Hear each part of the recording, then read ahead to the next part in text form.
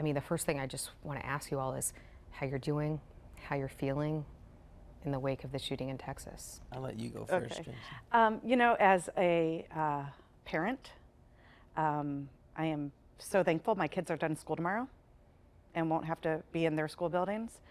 As a educator, it was hard to go into school the day after. I sat in an elementary parking lot watching parents drop off their kids for latchkey and thought, I mean, what is going through their heads, and how am I going to be able to go in there and kind of bury my own feelings so I could be a calming presence for the kids in the building. Did you feel like when you went into the building, other people were feeling the same way you were? Yeah, it was very, I mean, there was almost like a trauma trance in the building. Everyone was kind of just like giving that knowing look, that half smile. And I'm not gonna lie, I'm not in the same building all day, every day. So I made sure at least 3 people knew I was there and which room I was in. Because if something were to happen, I want them to know to look for me too, you know, and it's the reality. So it was definitely a different air. That's a really sad reality. That's why you wanted someone to know where you were so they would look for you if something bad happened. I'm my children's only parent, and I wanted to make sure I got to go home to them. Did you have similar thoughts, Jay? A little bit different. The biggest conversation I had about it in school was with the students. You know, I'm a high school student, so actually the longest conversation, the most connection was with a student who's a new father himself. And, you know, he's a great kid. He's got a great kid, and those parental instincts kicked in for him in that moment. You know, he's coming to school to finish his senior year, and his thoughts are on what's going to happen to his baby in 5 years when that child starts going to school.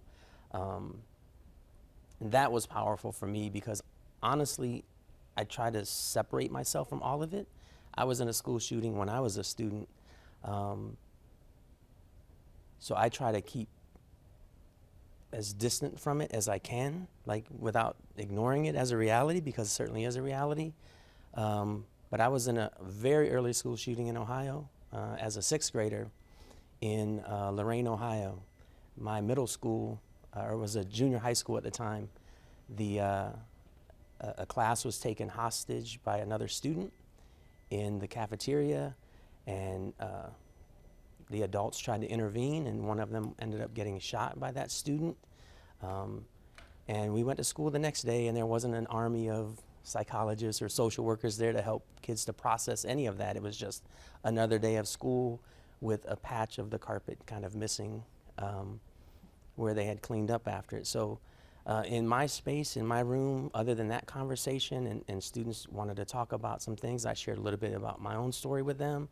But my room, it has 3 exits, and I probably wouldn't teach in a room that didn't have at least 2. I want to go back, if you don't mind. You're in 6th grade at the time? Yep. How close were you to everything that was happening? What do you remember from that day? It was just a lot of chaos really happening. I know that the student who he brought a gun from home, I think it was a parent's gun from under the bed or something, brought it in, and it was the cafeteria, gymnasium, auditorium kind of mix, and there was a study hall going on. And even though I wasn't part of that study hall that was taken hostage, I was in the building. We were evacuated out. You know, the teachers were taking us, making sure we're going safe ways to exit the building. And I wasn't in the room, but the room is still in me. I was just about to say, it sounds like that's just something that will never leave you. And I'm curious, you decided to then go into education yourself. How much did that have to do with pushing you into wanting to do this? I think some people might say, I don't want to be in a school building after having gone through something like that. I think sometimes the biggest successes are where the biggest challenges are. So if you're trying to fill a gap or a need and to basically hold the wall or the line, that's where I'm at. Some people think about being on the front lines. I think about, really, I'm a gardener every day, right? You're planting seeds, you're bringing sunshine and warmth and rain, and you hope something sprouts. It's just a way of thinking about it, and maybe I can think about it that way because I push the other thoughts out and keep them away. It's hard to keep those thoughts away when things like Texas happen, and Stoneman Douglas happen, and the litany of schools goes on and on when they happen. And as my career is getting closer towards the tail end of it, you wonder if you'll make it through. That's a terrible thought. You worry that you might not make it to retirement? Well, that's a difficult thing to do in Ohio anyway.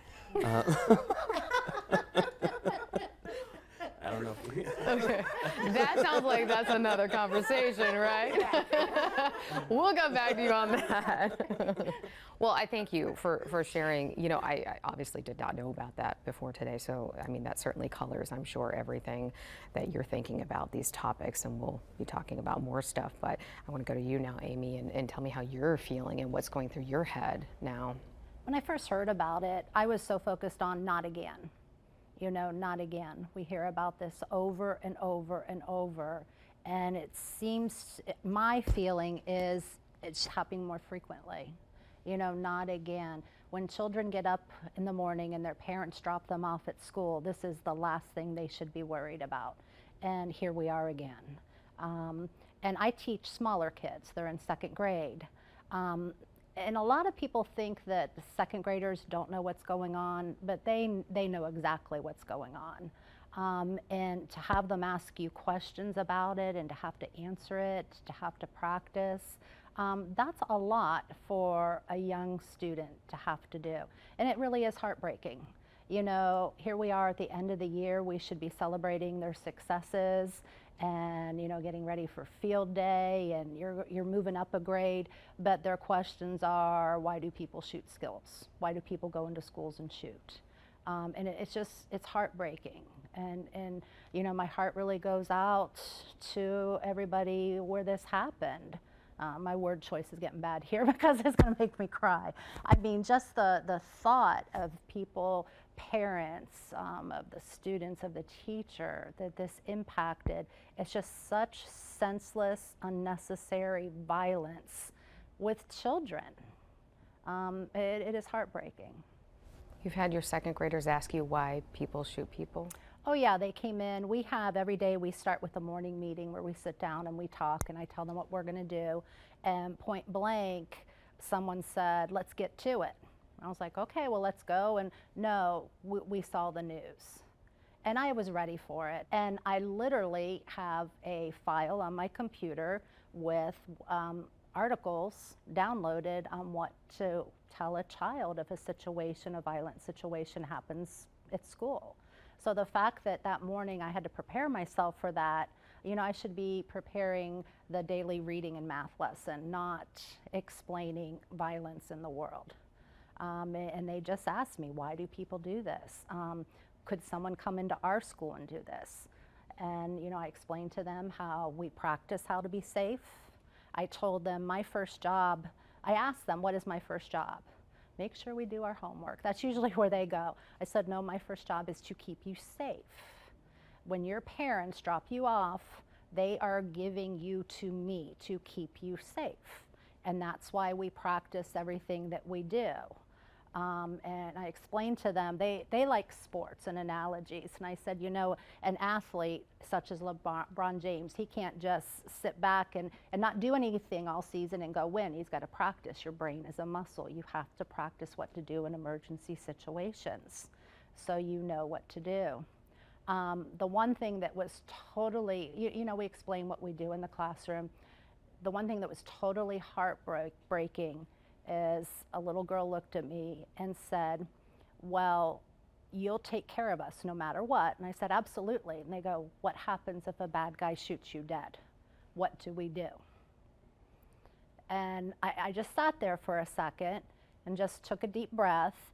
And I said, you know what? You do everything that I taught you, and you'll hear my voice in your head, and you do what I taught you. And that's not, for a child to ask that and not skip a beat. They weren't crying, that's almost become a norm to the group of children I'm teaching. This is the society they're being raised in with this type of violence that they hear about. And it scares them. It really scares them. And for me personally, I just have to dig really deep because I'm the one to keep them safe. I have to have a strong front to make them feel safe. But it's just heartbreaking that this keeps happening in our society. Honestly, hearing you talk is breaking my heart a little bit right now. I don't think many of us understand that even second graders are thinking these things. And you mentioned, you told them when your parents drop you off, I'm in charge of keeping you safe. That's a heavy burden to bear. Do you feel that way? It depends what it is. I don't mind. I'm not doing a good job here. When it comes to this, yes. When it comes to this topic, yes. You know, the academics, the dealing with socio-emotional needs of children, catching them up from a pandemic, all of that, no problem, let's go. But things like this that are so senseless, unnecessary, that impacts their lives, it's just really heartbreaking that that is happening in the world that they're growing up in such a young age. You know, when I was a child, this didn't happen. It did not happen. There's always been violence in the world, but for it to impact our schools, our elementary schools, high schools, any school where, you know, vulnerable children are, it's just unnecessary and heartbreaking. So do you all have safety plans for your classroom, even if they're not official plans, also in your head plans? Because Jay, you kind of mentioned, I want this many exits. So can we go down the line here and sort of talk about, I know you probably can't talk about specifics per se, but do you have a safety plan and sort of what does that entail? Well, the district has a safety plan and we practice level 1, 2, and 3 lockdown drills. Which still I wish I was spending my time teaching reading, writing, those type of things, but we practice all those and their procedures that we have in place in our schools. Our schools have things in place. But me personally, I feel like I have plan A, B, C, D, E, depending on if I'm in my classroom, I'm in the hallway, I'm on the playground. You always have to be ready in case something would happen. So those type of things, and we practice with the kids. But I don't think anybody could truly be ready for that type of violence just descending down on you without notice. How many times a day would you say, or maybe a week, that a thought goes through your mind, what if? It depends on the situation. With what happened a few days ago, a lot. I find myself looking just about everywhere in the school on where I'm at, what we would do. If we're on the playground and you hear a strange noise or a helicopter flies too low, you know, you start getting your plans in place. So more than should happen. Because again, it's keeping those kids safe. When their parents drop them off, then my job is to keep them safe. And Jay, what about you? Talk a little bit about you. You kind of sound like you have a personal safety plan in your head on top of the ones that are given to you. Yeah, I'll participate in all the drills that we do for sure, and train the children to do the drills as we're expected. But if a moment actually happens, do I have a plan or several plans that I would follow in those moments in an emergency? Certainly, and I'm definitely not going to share it with anyone here or in my classroom because you don't know who you need the plan for. And that's just the reality. You know, we've seen people, I know this week we did some of our emergency drills, the fire drill and the emergency evacuation drills. And, you know, in like the hesitation is like, do I go out this door? Because you don't know what's out on that door, or is that a real drill or somebody calling a drill? Or if it's a real thing, is somebody lying in wait for everyone to come streaming out of that door as well? So you don't know what the real plan is, what the real reaction will be. Like the drills for sure, but then like, all right, it's a real one. What do you do? Do you follow that drill? Is somebody who knows about the plan and the drill and how it operates, are they the ones that are making it happen? So they're 2 steps ahead of what the drill is that we've just trained everyone where we're going when an emergency happens.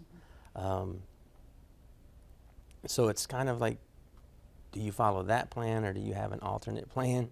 One thing you said about a plan, I had children actually asking me how I've prepared to keep them safe. And you know, just like you went like this, that's what I was. I'm like, well, and like, how would you be ready? And I just flipped the script a little bit. And I'm like, think of everything you've done this year. Have I been ready for everything you've thrown my way? Yes. You know, like that. And I'm like, I'm ready, you know? And it's just, I mean, for a child to even like, how do we know you're ready? And I'm like, I'm always ready to take care of you. But for them to wonder that, it's, like I said, I keep saying it over and over, heartbreaking. You know, they should be asking me, what stations do we have at field day? Not what do we do if a bad guy comes into the building. My students that I typically work with are complex needs, and are quiet is not a word in our classroom definition. And so, some of them are not very mobile or might use mobile, a walker they're or wheelchair. nonverbal. They, you know, we're talking about students with cognition issues, with you know, students who are on the autism spectrum, and I mean, how do you keep them quiet? How do you hide in the corner of the classroom?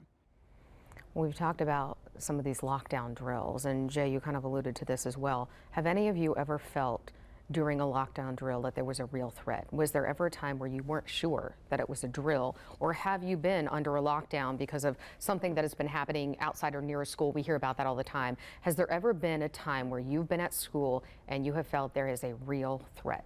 Absolutely. All the time. I've been in one where I've heard gunfire.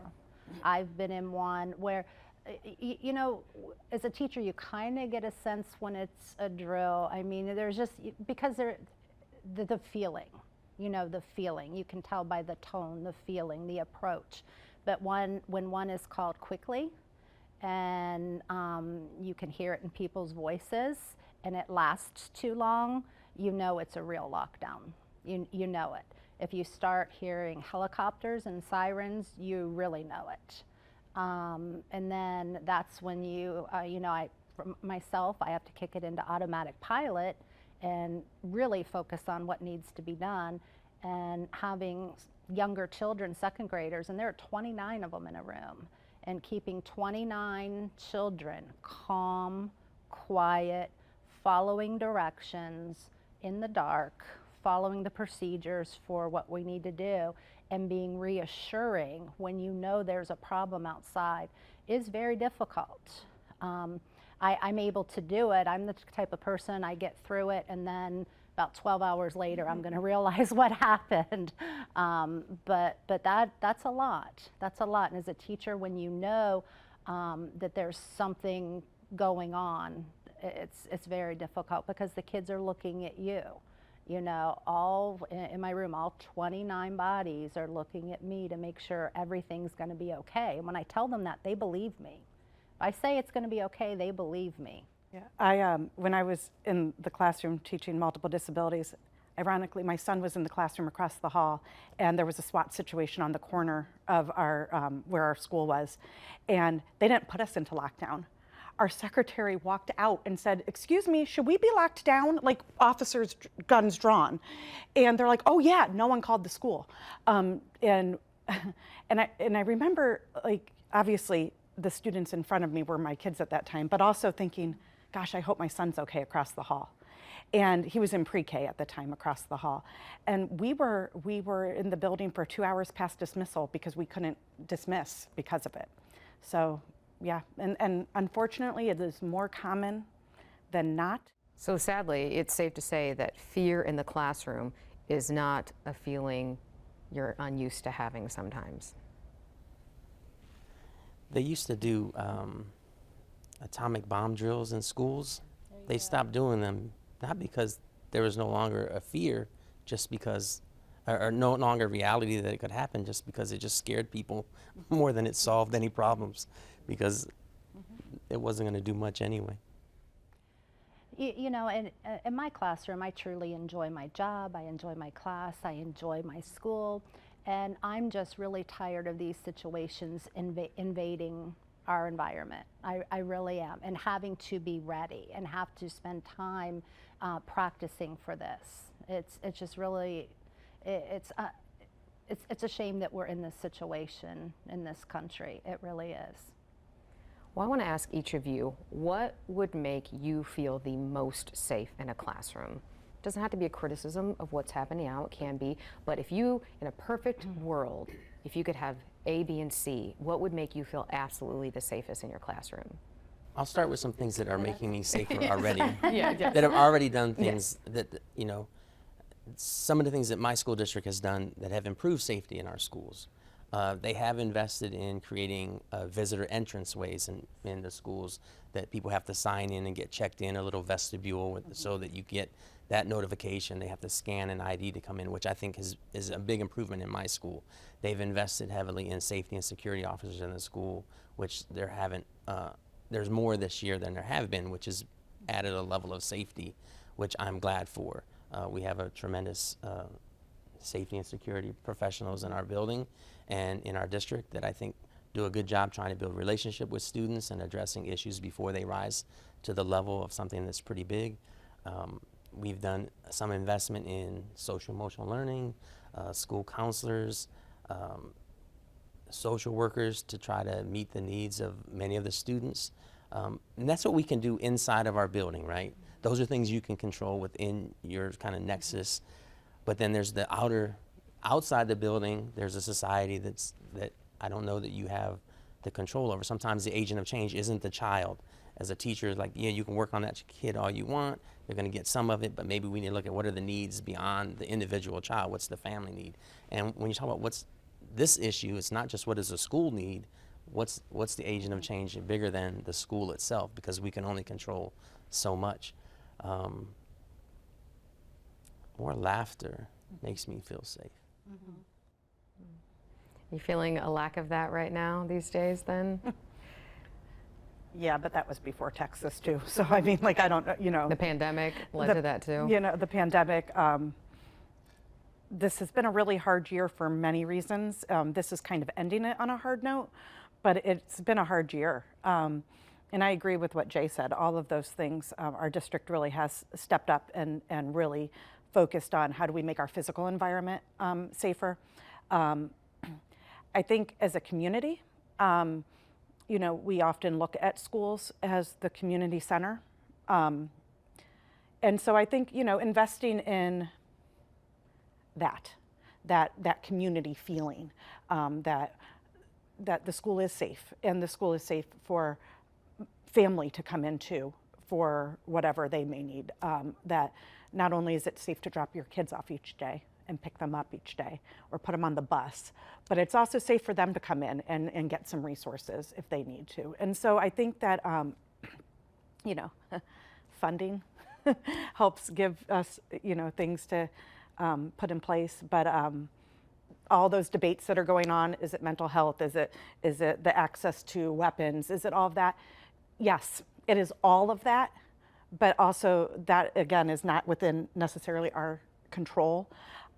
So I don't know, maybe letting teachers teach and get to know their kids and build those relationships would help make the school feel a lot safer, and trust us in our training as educators, and not having to be, I don't, like, you know, front line of I mean, like a war. It is a war sometimes, not necessarily in our buildings, but just in society, so. I got to ask, because none of you mentioned this, and it's a hot debate right now. Would you want to be armed in the classroom? Would that make you feel safer? Is that an answer? Me personally, no. Having a teacher armed, and this is my personal opinion, when you have, especially in an elementary school, a lot of young children around and there are weapons, to me that would not make me feel safe. If it's with security and law enforcement that have those things, that have been properly trained extensively, that's another issue. But you know, our job is, in my opinion, is not to carry weapons. I'm there to make children feel safe and not to be armed. I'm there to comfort them. I'm there to teach them. I'm there to do those things and not carry a weapon. I'd like to hear from both of you guys on that too. So I think one of the biggest things that I will count as a success that my school district did last year was remove guns from schools. Like, they took an adult who had a weapon out of the school building, which I thought was a huge success. And it's one of the things that made me feel safer in my building, because you can invest that in school security officers that can build relationships. And sometimes that police officer with a gun, since you were mentioning police officers, is automatically changes the dynamic that's happening in our schools. So the fact that you have someone that doesn't have the gun and trying to have a dialogue and a conversation, maybe that's not the first reach we get to. When you really want to feel safe, it's you invest in the other things that make a community safe, and not just for some of the kids, but for all of them. That's a safe environment for every kid to come into, wherever their background is, whatever they're coming from, whoever they love, whoever their parents love, and also, by the way, getting an education that doesn't also dismiss them as well in the curriculum. All of that makes a school safer when people see themselves in the curriculum and the content, and that they don't have to be dismissive of themselves when they walk in the schoolhouse doors. And what I feel we really need in the school too is we need to be taking care of the children the best we can when they come in. The children, when they come to us, they have a lot of needs. It would be helpful if we had more counselors available for them, more psychologists available for them, smaller class sizes where teachers can spend more time individually getting to know them, more community resources, and getting that community, you know, it takes a village to raise a child, get everyone around that child to help them. When the students, you know, they need the resources, and we need to have those available in our schools. I'll add one more thing about teachers having guns in schools. And quite frankly, there are no secrets in high school. If there's one teacher that has a gun, there's 5 teachers. Everybody in that school knows who those teachers are with those weapons. And they don't, I've met some teachers before that I wouldn't trust with a gun around children. That's just a real statement. I'm a veteran. I serve in the military, and there's an extensive amount of training that it takes, and some folk don't have that training. I am absolutely against arming teachers. You know, there's bills and being presented right now, and it's for less training and less restrictions. And hey, let's give the teachers a gun and train them less than we train police officers. It is absolutely absurd to me to think that that is going to be the answer. I have held a gun once. It's nothing I ever want to do. And I couldn't imagine having to make that life or death decision at the spur of a moment while still protecting children. We are not the people coming into the building to help, or the people coming out of an office to help. We are still protecting children. And the last thing I would ever want for any of my colleagues is to have to pull a gun while their class watches them. Let's talk about that level of trauma. You know, this isn't just protecting them physically, it is protecting them emotionally too. And I couldn't imagine, like, going back, I couldn't imagine watching one of my teachers do that. Why would I do that to my students? Try being the police officer I that's know, coming into right? the school, I know. And trying to figure out who the teacher Right. is with a gun and who's the Yeah, and is that stranger. teacher, Yeah, is that a teacher with a exactly. gun? Or is that the person we're looking for who started all this? You know, like, it's not like you pull out a hat and say, I'm the trained teacher, you know, like, don't shoot me, but. And kids are smart. They are smart. They know what is going on, even the young ones.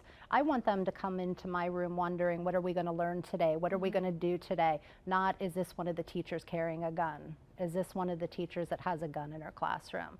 You know, I don't want them to wonder that. I want them to wonder what they're going to learn. And you said something, has the laughter gone? How did you phrase that?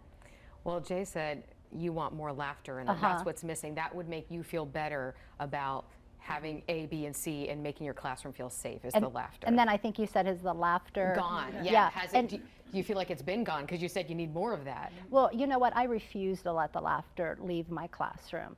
You know, there are some horrible things that are evil in this world, and I refuse to let that take center stage in my classroom, because the kids need a nurturing learning environment, and that's what they need, that's what they deserve. And I think as a district, as a community, as a state, as a country, we need to come together and see the best way that we can provide that. We definitely need more resources in the school, more adults in the school to help with all the needs the children have, adults actually working with the children, counselors working with children before major problems arise, and also helping the community, helping identify potential issues. I think it's an all hands on deck approach that needs to take place, instead of bickering over what the one political hotspot solution is. These are children. This isn't politics and hotspots. This is taking care of and nurturing, our leaders of tomorrow. I think you all have shared some wonderful thoughts, and I know that you were on a little bit of a timeline, and I don't want to keep you guys here much longer, but I did want to make sure that I allowed for some final thoughts. Or if you, when you were coming in today, knowing that we were going to be talking about this, was there something on your mind that you really thought, I want to share this thought that I've been having? The one thing, as I was driving over here, I kept thinking, I can't believe this is the conversation I'm having as a teacher being interviewed with. There's so many wonderful things in education, but this is something that needs some real answers from the district to the state to the national level. And again, here we are again. Here is another senseless tragedy that has killed children, teachers, destroyed families, and there is, a school having to pick up the pieces. They should be ending their school year with a celebration, and they're ending it in complete devastation and tragedy. And, when is enough enough? And I just keep waiting for the enough. I think there's a path forward. I definitely think there is. But I think in order to have a path forward, there has to be action. And there has to be conversation. And we have to be able to have those hard conversations with the people we might fundamentally disagree with. Because somewhere in the middle is going to be that common path forward. And it's going to equal safer schools, grocery stores, churches, movie theaters, everything, if we could come to some common ground and have that shared vision of how to move forward. Elementary teachers are heroes, right? All of them. They're amazing people. And the things they do for their kids on a daily basis and the heart they have for their futures is pretty amazing. We ought to listen to them.